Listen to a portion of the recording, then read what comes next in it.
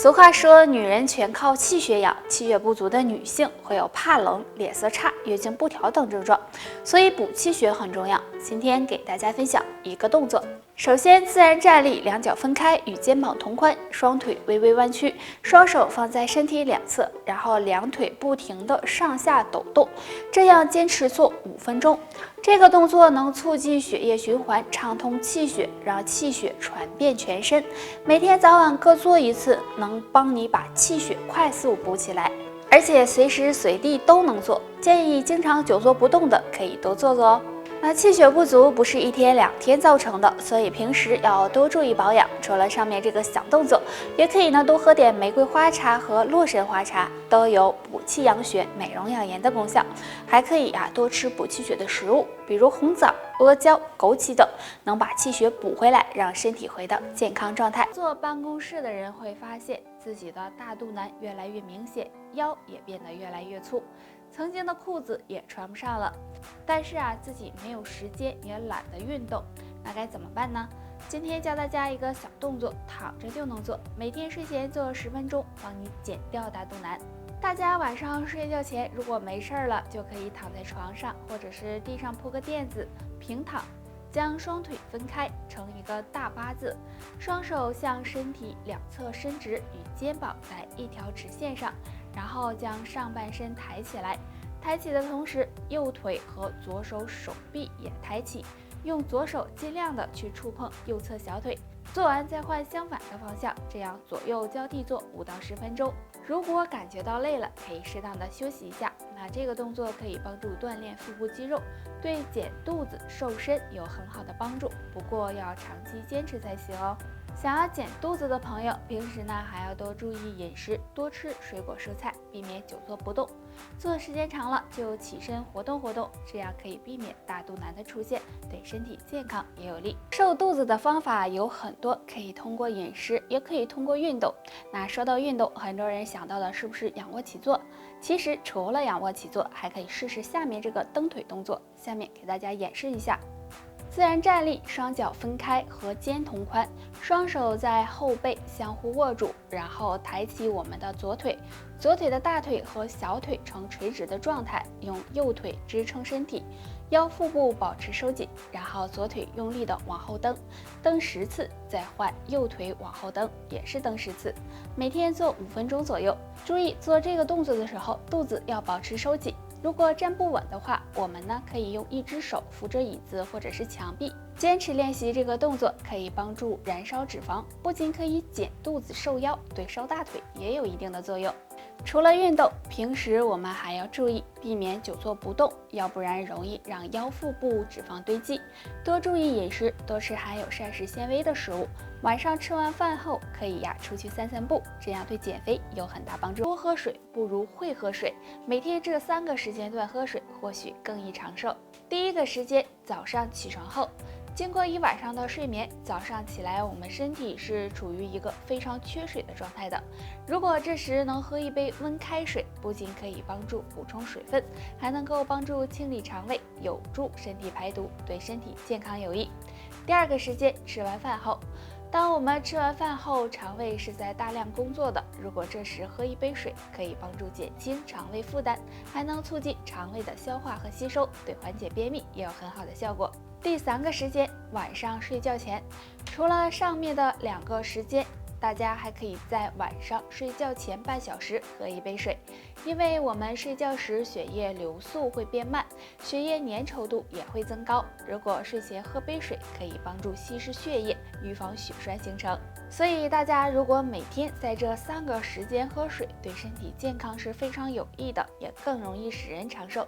那大家都知道，我们身体是离不开水的，所以大家不要等到口渴了才想起喝水，也不要用饮料代替水，只要养成一个良好的喝水习惯，才能让你更长。岁之前，若这3处出现白发，可能还是身体出现了问题。第1处，后脑勺。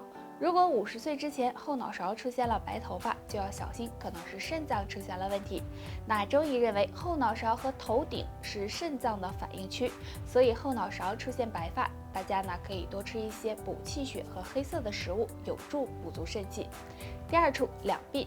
两鬓是肝脏的反应区，如果两鬓出现白发，很可能是肝脏出现了问题，比如肝火旺盛、肝炎等，所以大家也要注意。建议大家少熬夜、少抽烟、少喝酒，可以多吃一些护肝食物。第3处前额。前额是脾胃的反应区，如果50岁之前出现白发，很可能是脾胃不好导致的。建议大家管住嘴，少吃辛辣、油腻还有冰冷的食物，3餐定时定量，注意保暖，有助脾胃健康。所以上面这3个地方出现白头发就要小心了，最好检查一下，看看是不是身体出现了问题，好及时调。放冰箱坏得更快的3种食物，你知道几种？尽早告诉家人。第1种，黄瓜。相信大家都有这样的经历，买回来的黄瓜放在冰箱，没2天就已经腐烂了。这是因为黄瓜放到冰箱里，一旦触碰到冰箱内壁，表皮出现进水的情况，就容易出现腐烂。那建议大家放在干燥、洁净、不要太通风的阴凉处会更好一些。第2种，西红柿。西红柿是很多人喜欢吃的，大家也喜欢将吃不完的西红柿放在冰箱内。西红柿若是经过低温冷冻后，很容易变质，出现腐烂的情况。建议大家可以将它洗干净，放在保鲜袋里冷藏起来。第3种，青椒。青椒是家里经常会用到的食材，不过青椒最适合储存的温度是7到8度。如果在冰箱中放的时间太长，很容易被冻伤，出现变软、变味的情况。建议大家将青椒放在干燥的阴凉处保存，还可以用报纸将青椒包起来，这样会更好。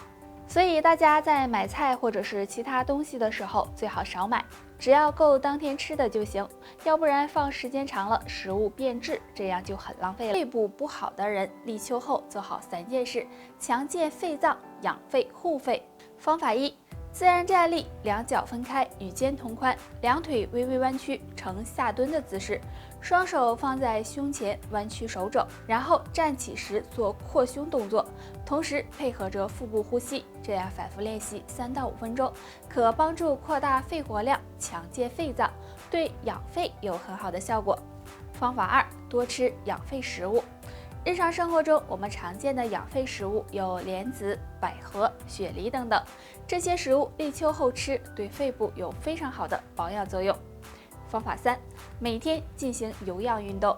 大家呀都知道，运动对身体有很大好处。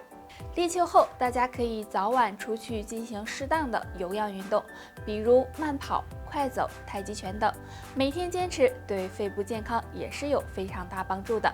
那立秋后天气呢比较干燥，所以很多人心肺功能可能会出现问题，不妨试试上面这3个小方法，坚持下去，肺部可能会越来越不好的人，手指会有2种表现，每天敲打5分钟，养肺护肺。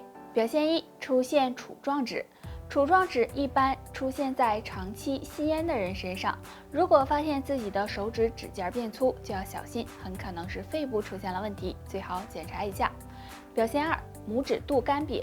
大家可以试验一下，用力的按压一下大拇指指肚，如果出现干瘪的情况，而且一段时间不能够恢复，那就要小心了，可能是肺部出现了问题。